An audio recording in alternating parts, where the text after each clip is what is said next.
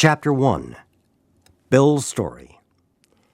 War fever ran high in the New England town to which we knew young officers from Plattsburgh were assigned, and we were flattered when the first citizens took us to their homes, making us feel heroic.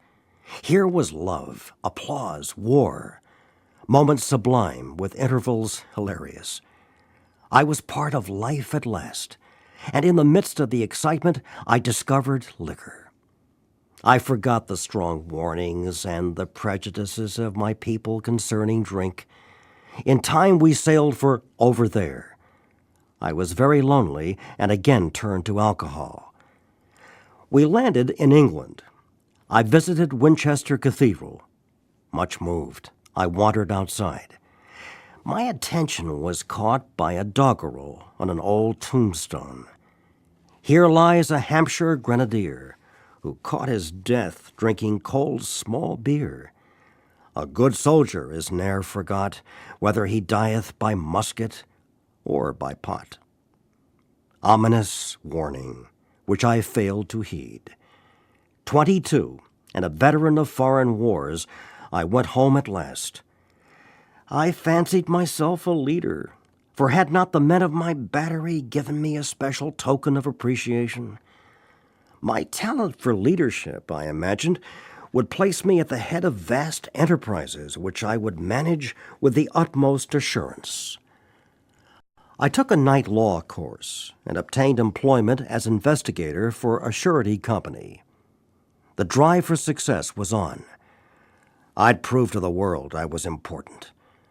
My work took me about Wall Street, and little by little, I became interested in the market. Many people lost money, but some became very rich. Why not I? I studied economics and business as well as law. Potential alcoholic that I was, I nearly failed my law course. At one of the finals, I was too drunk to think or write. Though my drinking was not yet continuous, it disturbed my wife. We had long talks when I would still her forebodings by telling her that men of genius conceived their best projects when drunk, that the most majestic constructions of philosophic thought were so derived. By the time I had completed the course, I knew the law was not for me. The inviting maelstrom of Wall Street had me in its grip. Business and financial leaders were my heroes. Out of this alloy of drink and speculation, I commenced to forge the weapon that one day would turn in its flight like a boomerang and all but cut me to ribbons. Living modestly, my wife and I saved $1,000. It went into certain securities, then cheap and rather unpopular. I rightly imagined that they would someday have a great rise. I failed to persuade my broker friends to send me out looking over factories and managements. But my wife and I decided to go anyway. I had developed a theory that most people lost money in stocks through ignorance of markets. I discovered many more reasons later on. We gave up our positions and off we roared on a motorcycle. The sidecar stuffed with tent, blankets, a change of clothes, and 3 huge volumes of a financial reference service. Our friends thought a lunacy commission should be appointed. Perhaps they were right. I had had some success at speculation, so we had a little money. But we once worked on a farm for a month to avoid drawing on our small capital. That was the last honest manual labor on my part for many a day. We covered the whole eastern United States in a year. At the end of it, my reports to Wall Street procured me a position there and the use of a large expense account. The exercise of an option brought in more money, leaving us with a profit of several $1,000s for that year. For the next few years, fortune threw money and applause my way. I had arrived. My judgment and ideas were followed by many to the tune of paper millions. The great boom of the late 20s was seething and swelling. Drink was taking an important and exhilarating part in my life. There was loud talk in the jazz places uptown. Everyone spent in thousands and chattered in millions. Scoffers could scoff and be damned. I made a host of fair-weather friends. My drinking assumed more serious proportions, continuing all day and almost every night. The remonstrances of my friends terminated in a row, and I became a lone wolf. There were many unhappy scenes in our sumptuous apartment. There had been no real infidelity, for loyalty to my wife, helped at times by extreme drunkenness, kept me out of those scrapes. In 1929, I contracted golf fever. We went at once to the country, my wife to applaud, while I started out to overtake Walter Hagen. Liquor caught up with me much faster than I came up behind Walter. I began to be jittery in the morning.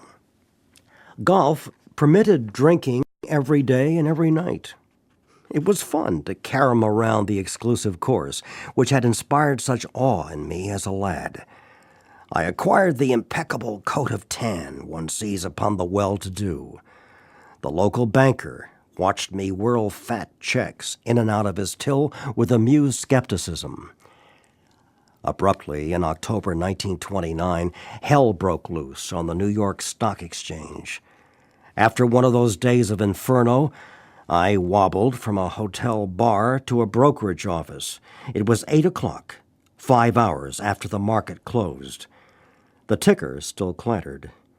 I was staring at an inch of the tape, which bore the inscription XYZ 32.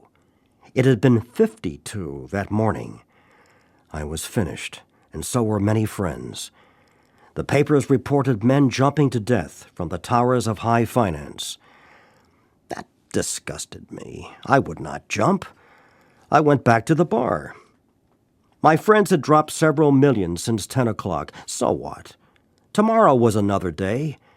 As I drank, the old fierce determination to win came back. Next morning, I telephoned a friend in Montreal. He had plenty of money left and thought I had better go to Canada. By the following spring, we were living in our accustomed style. I felt like Napoleon returning from Elba. No St. Helena for me. But drinking caught up with me again, and my generous friend had to let me go. This time, we stayed broke. We went to live with my wife's parents. I found a job, then lost it as the result of a brawl with a taxi driver. Mercifully, no one could guess that I was to have no real employment for 5 years, or hardly draw a sober breath. My wife began to work in a department store, coming home exhausted to find me drunk. I became an unwelcome hanger-on at brokerage places. Liquor ceased to be a luxury. It became a necessity. Bathtub gin, 2 bottles a day, and often 3, got to be routine. Sometimes a small deal would net a few $100s, and I would pay my bills at the bars and delicatessens.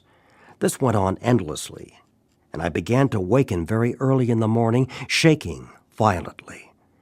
A tumbler full of gin, followed by half a dozen bottles of beer, would be required if I were to eat any breakfast.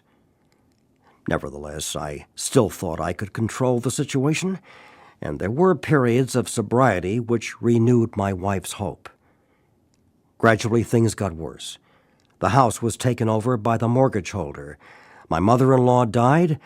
My wife and father-in-law became ill. Then I got a promising business opportunity. Stocks were at the low point of 1932, and I had, somehow, formed a group to buy. I was to share generously in the profits. Then I went on a prodigious bender, and the chance vanished. I woke up. This had to be stopped. I saw I could not take so much as 1 drink. I was through forever. Before then, I'd written lots of sweet promises. But my wife happily observed that this time I meant business, and so I did. Shortly afterward, I came home drunk. There'd been no fight. Where had been my high resolve? I simply didn't know. It hadn't even come to mind. Someone had pushed a drink my way, and I had taken it. Was I crazy? I began to wonder, for such an appalling lack of perspective seemed near being just that. Renewing my resolve, I tried again. Some time passed, and confidence began to be replaced by cocksureness. I could laugh at the gin mills. Now I had what it takes. One day I walked into a cafe to telephone. In no time I was beating on the bar asking myself how it happened. As the whiskey rose to my head, I told myself I would manage better next time. But I might as well get good and drunk then.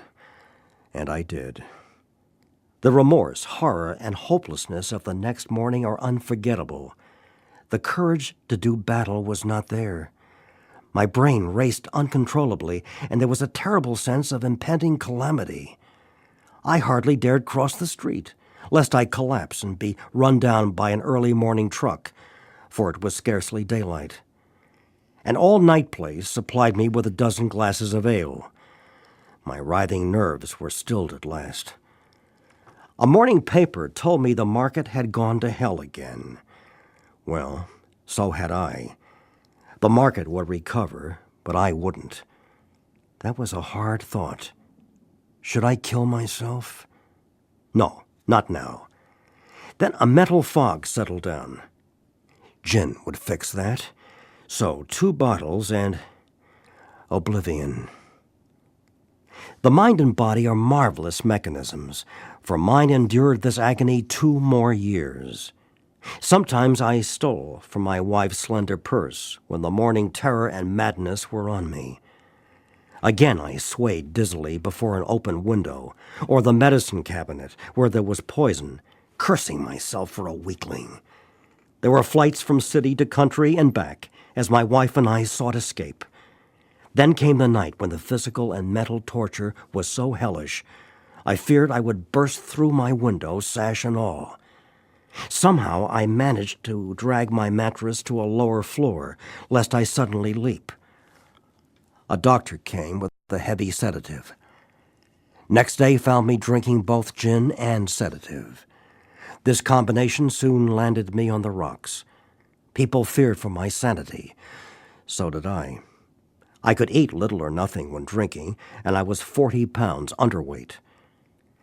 My brother-in-law is a physician, and through his kindness and that of my mother, I was placed in a nationally known hospital for the mental and physical rehabilitation of alcoholics.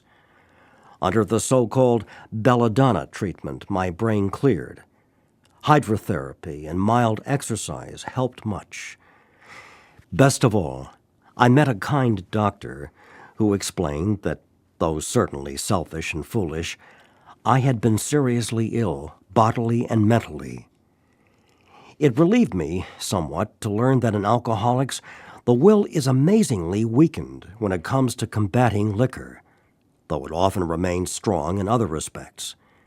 My incredible behavior in the face of a desperate desire to stop was explained. Understanding myself now, I fared forth in high hope. For 3 or 4 months, the goose hung high. I went to town regularly and even made a little money. Surely this was the answer, self-knowledge. But it was not, for the frightful day came when I drank once more. The curve of my declining moral and bodily health fell off like a ski jump. After a time, I returned to the hospital. This was the finish, the curtain, it seemed to me. My weary and despairing wife was informed that it would all end with heart failure during delirium tremens, or I would develop a wet brain, perhaps within a year. She would soon have to give me over to the undertaker or the asylum. They did not need to tell me. I knew, and almost welcomed the idea. It was a devastating blow to my pride. I, who had thought so well of myself and my abilities, of my capacity to surmount obstacles, was cornered at last. Now I was to plunge into the dark, joining that endless procession of sots who had gone on before. I thought of my poor wife. There had been much happiness, after all. What would I not give to make amends? But that was over now. No words can tell of the loneliness and despair I found in that bitter morass of self-pity. Quicksand stretched around me in all directions. I had met my match. I had been overwhelmed. Alcohol was my master. Trembling, I stepped from the hospital a broken man. Fear sobered me for a bit. Then came the insidious insanity of that first drink. And on Armistice Day, 1934, I was off again. Everyone became resigned to the certainty that I would have to be shut up somewhere or would stumble along to a miserable end. How dark it is before the dawn. In reality, that was the beginning of my last debauch. I was soon to be catapulted into what I like to call the fourth dimension of existence. I was to know happiness, peace, and usefulness in a way of life that is incredibly more wonderful as time passes. Near the end of that bleak November, I sat drinking in my kitchen. With a certain satisfaction, I reflected there was enough gin concealed about the house to carry me through that night and the next day. My wife was at work. I wondered whether I dared hide a full bottle of gin near the head of our bed. I would need it before daylight.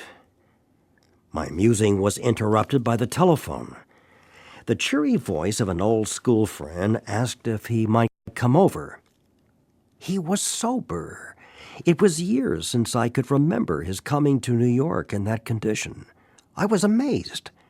Rumor had it that he had been committed for alcoholic insanity. I wondered how he had escaped. Of course, he would have dinner, and then I could drink openly with him. Unmindful of his welfare, I thought only of recapturing the spirit of other days. There was that time we had chartered an airplane to complete a jag. His coming was an oasis in this dreary desert of futility. The very thing, an oasis. Drinkers are like that. The door opened and he stood there, fresh-skinned and glowing. There was something about his eyes. He was inexplicably different. What had happened? I pushed a drink across the table. He refused it. Disappointed but curious, I wondered what had got into the fellow. He wasn't himself. "Come, what's all this about?" I queried. He looked straight at me. Simply but smilingly, he said, "I've got religion." I was aghast. So that was it. Last summer, an alcoholic crackpot. Now I suspected a little cracked about religion. He had that starry-eyed look. Yes, the old boy was on fire, all right. But bless his heart, let him rant. Besides, my gin would last longer than his preaching. But he did no ranting. In a matter-of-fact way, he told how two men had appeared in court, persuading the judge to suspend his commitment. They had told of a simple religious idea and a practical program of action. That was 2 months ago, and the result was self-evident. It worked. He had come to pass his experience along to me, if I cared to have it. I was shocked but interested. Certainly I was interested. I had to be, for I was hopeless. He talked for hours. Childhood memories rose before me. I could almost hear the sound of the preacher's voice as I sat, on still Sundays, way over there on the hillside. There was that proffered temperance pledge I never signed. My grandfather's good-natured contempt of some church folk and their doings. His insistence that the spheres really had their music. But his denial of the preacher's right to tell him how he must listen. His fearlessness as he spoke of these things just before he died. These recollections welled up from the past. They made me swallow hard. That wartime day in old Winchester Cathedral came back again. I had always believed in a power greater than myself. I had often pondered these things. I was not an atheist. Few people really are, for that means blind faith in the strange proposition that this universe originated in a cipher and aimlessly rushes nowhere. My intellectual heroes, the chemists, the astronomers, even the evolutionists, suggested vast laws and forces at work. Despite contrary indications, I had little doubt that a mighty purpose and rhythm underlay all. How could there be so much of precise and immutable law and no intelligence? I simply had to believe in a spirit of the universe, who knew neither time nor limitation. But that was as far as I had gone. With ministers and the world's religions, I parted right there. When they talked of a God personal to me, who was love, superhuman strength and direction, I became irritated, and my mind snapped shut against such a theory. To Christ, I conceded the certainty of a great man, not too closely followed by those who claimed him. His moral teaching, most excellent. For myself, I had adopted those parts which seemed convenient and not too difficult. The rest I disregarded. The wars which had been fought, the burnings and chicanery that religious dispute had facilitated made me sick. I honestly doubted whether, on balance, the religions of mankind had done any good. Judging from what I had seen in Europe and since, the power of God in human affairs was negligible, the brotherhood of man a grim jest. If there was a devil, he seemed the boss universal, and he certainly had me. But my friend sat before me, and he made the point-blank declaration that God had done for him what he could not do for himself. His human will had failed. Doctors had pronounced him incurable. Society was about to lock him up. Like myself, he had admitted complete defeat. Then he had, in effect, been raised from the dead, suddenly taken from the scrap heap to a level of life better than the best he had ever known. Had this power originated in him? Obviously, it had not. There had been no more power in him than there was in me at that minute, and this was none at all. That floored me. It began to look as though religious people were right, after all. Here was something at work in a human heart which had done the impossible. My ideas about miracles were drastically revised right then. Never mind the musty past. Here sat a miracle directly across the kitchen table. He shouted great tidings. I saw that my friend was much more than inwardly reorganized. He was on a different footing. His roots grasped a new soil. Despite the living example of my friend, there remained in me the vestiges of my old prejudice. The word God still aroused a certain antipathy. When the thought was expressed that there might be a God personal to me, this feeling was intensified. I didn't like the idea. I could go for such conceptions as creative intelligence, universal mind, or spirit of nature, but I resisted the thought of a czar of the heavens, however loving his sway might be. I have since talked with scores of men who felt the same way. My friend suggested what then seemed a novel idea. He said, "Why don't you choose your own conception of God?" That statement hit me hard. It melted the icy intellectual mountain in whose shadow I had lived and shivered many years. I stood in the sunlight at last. It was only a matter of being willing to believe in a power greater than myself. Nothing more was required of me to make my beginning. I saw that growth could start from that point. Upon a foundation of complete willingness, I might build what I saw in my friend. Would I have it? Of course I would. Thus was I convinced that God is concerned with us humans when we want him enough. At long last, I saw, I felt, I believed. Scales of pride and prejudice fell from my eyes. A new world came into view. The real significance of my experience in the cathedral burst upon me. For a brief moment, I had needed and wanted God. There'd been a humble willingness to have him with me, and he came. But soon the sense of his presence had been blotted out by worldly clamors, mostly those within myself. And so it had been ever since. How blind I had been. At the hospital, I was separated from alcohol for the last time.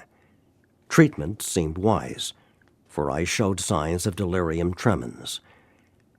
There I humbly offered myself to God, as I then understood him, to do with me as he would. I placed myself unreservedly under his care and direction. I admitted for the first time that of myself I was nothing, that without him I was lost. I ruthlessly faced my sins and became willing to have my newfound friend take them away, root and branch. I have not had a drink since. My schoolmate visited me, and I fully acquainted him with my problems and deficiencies.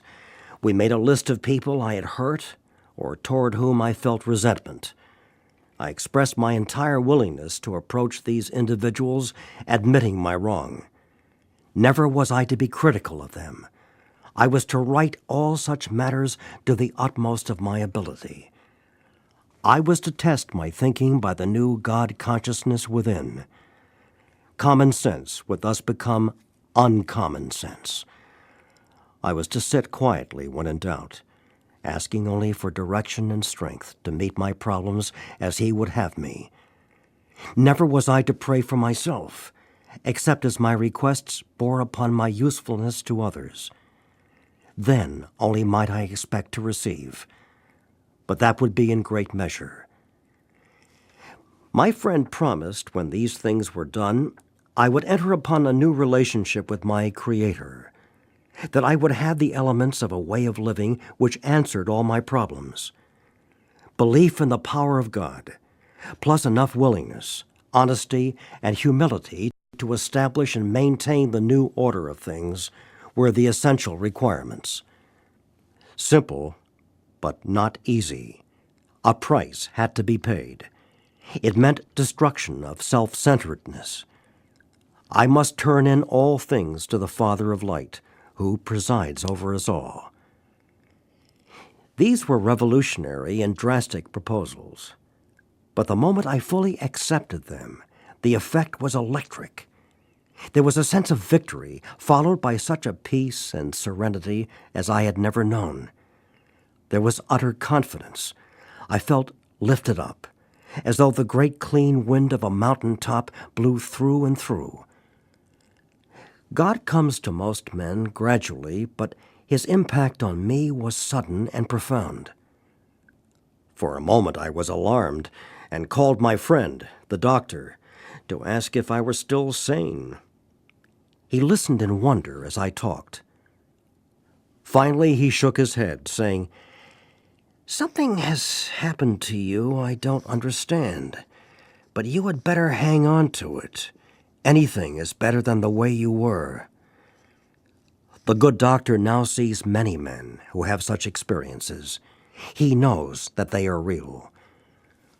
While I lay in the hospital, the thought came that there were thousands of hopeless alcoholics who might be glad to have what had been so freely given me. Perhaps I could help some of them. They, in turn, might work with others. My friend had emphasized the absolute necessity of demonstrating these principles in all my affairs. Particularly was it imperative to work with others as he had worked with me. Faith without works was dead, he said, and how appallingly true for the alcoholic. For if an alcoholic failed to perfect and enlarge his spiritual life through work and self-sacrifice for others, he could not survive the certain trials and low spots ahead. If he did not work, he would surely drink again, and if he drank, he would surely die. Then faith would be dead indeed. With us, it is just like that. My wife and I abandoned ourselves with enthusiasm to the idea of helping other alcoholics to a solution of their problems. It was fortunate, for my old business associates remained skeptical for a year and a half, during which I found little work. I was not too well at the time and was plagued by waves of self-pity and resentment. This sometimes nearly drove me back to drink, but I soon found that when all other measures failed, work with another alcoholic would save the day. Many times I've gone to my old hospital in despair. On talking to a man there, I would be amazingly lifted up and set on my feet. It is a design for living that works in rough going. We commenced to make many fast friends, and a fellowship has grown up among us of which it is a wonderful thing to feel a part. The joy of living we really have, even under pressure and difficulty. I have seen hundreds of families set their feet in the path that really goes somewhere, have seen the most impossible domestic situations righted, feuds and bitterness of all sorts wiped out. I have seen men come out of asylums and resume a vital place in the lives of their families and communities. Business and professional men have regained their standing. There is scarcely any form of trouble and misery which has not been overcome among us. In one western city and its environs, there are 1,000 of us and our families. We meet frequently so that newcomers may find the fellowship they seek. At these informal gatherings, one may often see from 50 to 200 persons. We are growing in numbers and power. A footnote here indicates that in 2001, AA is composed of over 100,000 groups. An alcoholic in his cups is an unlovely creature. Our struggles with them are variously strenuous, comic, and tragic. One poor chap committed suicide in my home. He could not, or would not, see our way of life. There is, however, a vast amount of fun about it all. I suppose some would be shocked at our seeming worldliness and levity, but just underneath, there is deadly earnestness. Faith has to work 24 hours a day in and through us, or we perish. Most of us feel we need look no further for utopia. We have it with us right here and now. Each day, my friend's simple talk in our kitchen multiplies itself in a whitening circle of peace on earth and goodwill to men. Bill W., co-founder of AA, died January 24, 1971.